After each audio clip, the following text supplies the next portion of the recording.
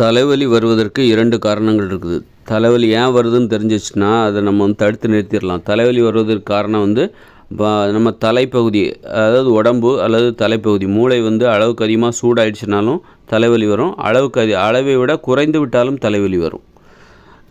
இதுதான் தலைவலி வருவதற்கான காரணம். டென்ஷனில் உடம்பு சூடாகும், தலைப்பகுதி சூடாகும், மூளை சூடாகும். கோபம் அதிகரிக்கும் போது மூளையெல்லாம் சூடாகும். பயம் அதிகரிக்கும் போது உடம்பு குளிர்ச்சி அடையும். அதிகமாக பயப்படுறீங்க அப்படிங்கும்போதும், அதிகமாக கோவப்படும் போது உங்களுக்கு தலைவலி வரும். அதே போல் அதிகமாக பயப்படுறீங்க அப்படிங்கும்போதும் அப்போவும் தலைவலி வரும். அதிகமாக பயப்படும் போது அளவுக்கு அதிகமாக உடம்பு குளிர்ச்சி அடையும்.